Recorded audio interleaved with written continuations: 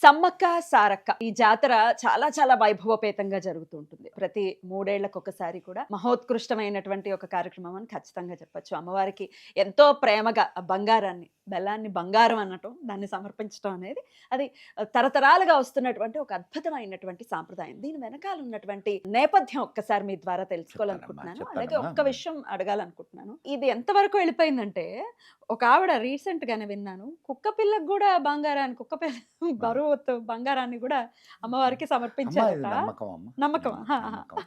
ఎవరి దాన్ని ఎలా నమ్మకం చూస్తారు? దాని తప్పే ఉంది. ఆ! ఇప్పుడు నీ నమ్మకాన్ని ప్రశ్నించడం తప్పమ్మా. ఆ! నీ నమ్మకం నీది. ఆ!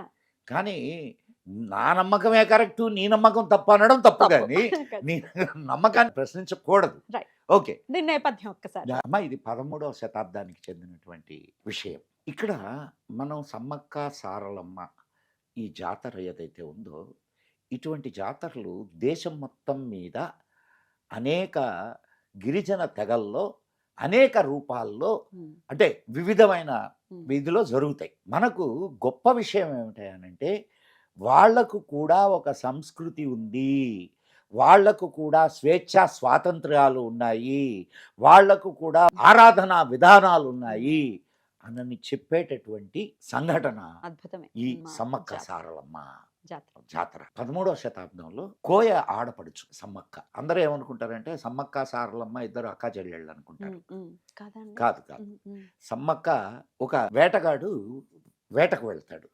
వేటకు వెళ్తే అక్కడ ఒక పులితో ఆడుకుంటూ ఉంటుంది ఒక చిన్న బిడ్డ. ఆమె పుట్టుకకి ఏ విధమైన ఆధారాలు లేవు. సీతమ్మ తల్లిలాగా. అంటే హ్మ్. ఆమె పుట్టుకే పులితో ఆడుకునే పుట్టుక. హ్మ్.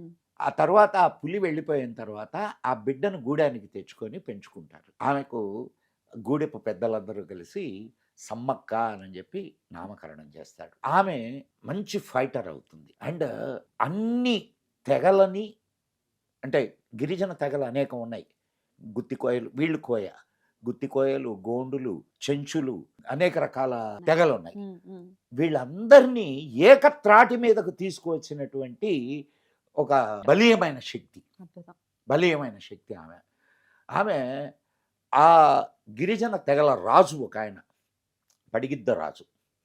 ఈ పడిగిద్ద రాజు ఆమె చాలా అందంగా ఉంటుంది. సమ్మక్క. సమ్మక్క. హ్మ్. పడిగిద్ద రాజు వచ్చి ఆమెను పెళ్లి చేసుకుంటాడు.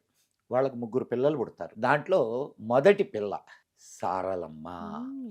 తల్లి కూతుళ్ళా? తల్లి కూతుళ్ళు. ఓకే. అండ్ కుమారుడి పేరు జంపన్న. హ్మ్. ఇంకొక అమ్మాయి పేరు నాగులమ్మ. నాగులమ్మను గురించిన ప్రశస్తి మనకి ఎక్కడా కనిపించదు కానీ హ్మ్. జంపన్న అండ్ సారలమ్మ వీళ్ళిద్దరు కూడా గొప్ప వారియర్స్గా తయారవుతారు. హుహు.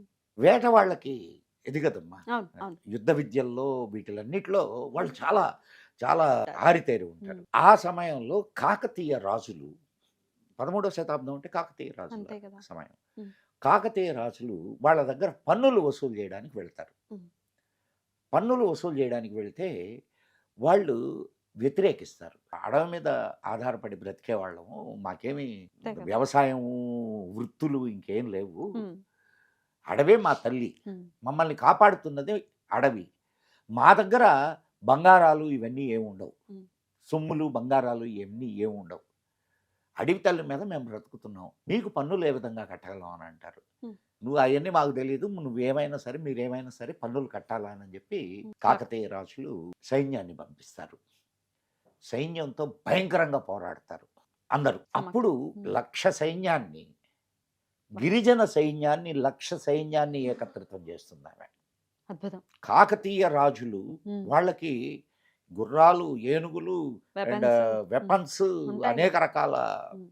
అంటే fully equipped. Yes. These people are గిరిజనులు, హ్మ్. ఏమీ లేరు. అయినా సరే అణచివేతకు వ్యతిరేకంగా పోరాడినటువంటి జాతి అది.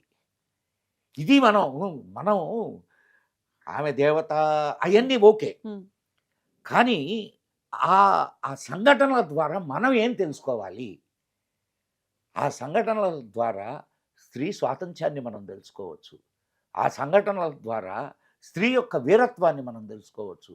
ఆ సంఘటనల ద్వారా సమైక్య పోరాటాన్ని గురించి మనం తెలుసుకోవచ్చు. ఆ సంఘటన ద్వారా మనం ఒక అణచివేతకు ఎదురొడ్డి నిలబడడం మనం నేర్చుకోవచ్చు. ఇవి మనం నేర్చుకోవాల్సింది. అదే.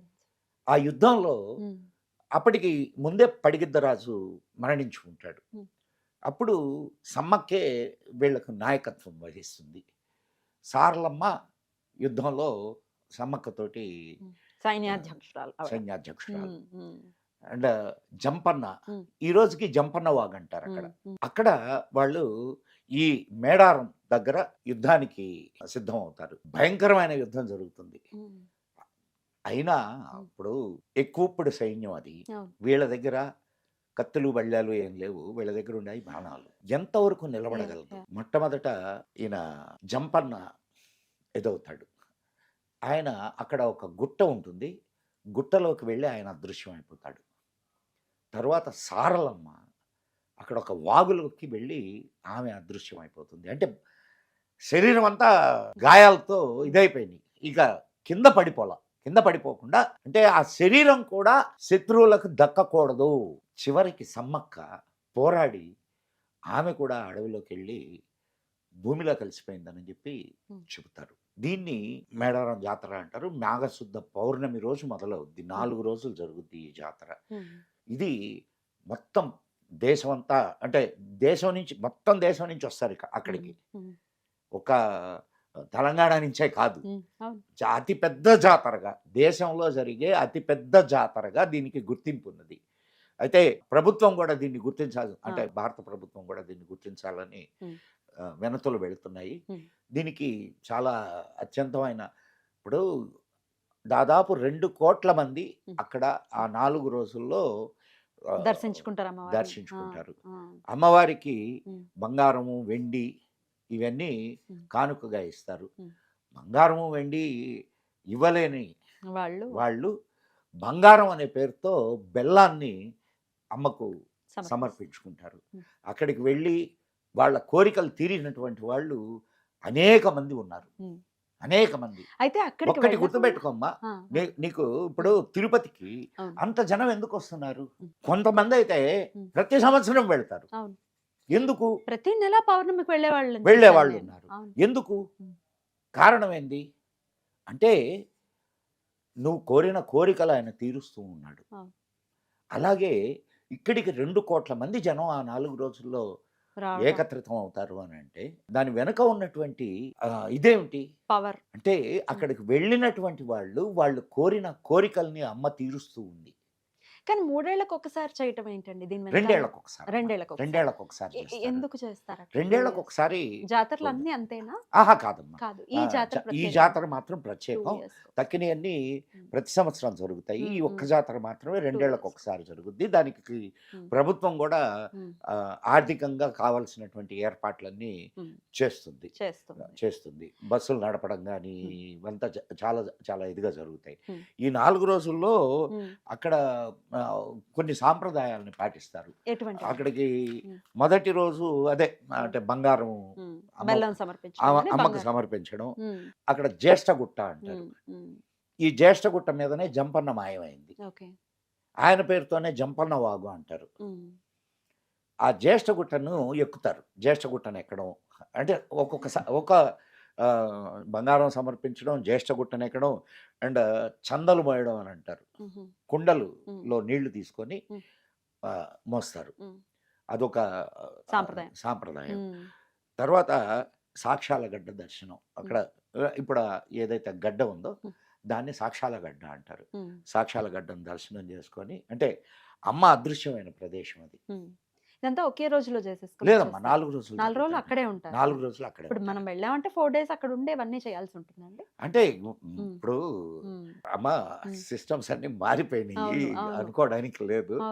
మనం యాక్చువల్గా ఏదైనా పుణ్యక్షేత్రానికి వెళ్తే ఒక రోజు నిద్ర చేసి రమ్మంటారు, నిద్ర చేసి రమ్మంటారు. కానీ ఎంతమంది చేస్తున్నారు అట్లా? పోయి దేవుడికి కానీ వచ్చేస్తారు, లేకపోతే ఇంకా అని వెళ్ళిపోతుంటారు. అది అక్కడికి వెళ్ళి ఏదైనా ఒక పవిత్రమైన ప్రదేశానికి వెళ్ళినప్పుడు అక్కడ ఉండేటటువంటి ఎనర్జీని నువ్వు తీసుకోవాలా. నువ్వు తీసుకోవాలంటే దానికి ఈ శరీరం తీసుకోవాలంటే ఈ శరీరానికి కొంత సమయం ఇవ్వాలా. 10 నిమిషాల్లో అక్కడ ఏదో ఒక నమస్కారం కొట్టి ఇట్లా అని వెళ్ళిపోయేది కాదు కదా. ఎగ్జాక్ట్లీ. అక్కడ Mm. స్మరణ Mm. ఇవన్నీ ఉంటాయి. Mm. ఆమె ఒక అలౌకికమైనటువంటి శక్తి. Mm. ఆ అలౌకికమైన శక్తి అక్కడ ఉంది అని ప్రజలు గుర్తించారు. నువ్వు నేనుగా సంగతి అటు పక్కన పెట్టు.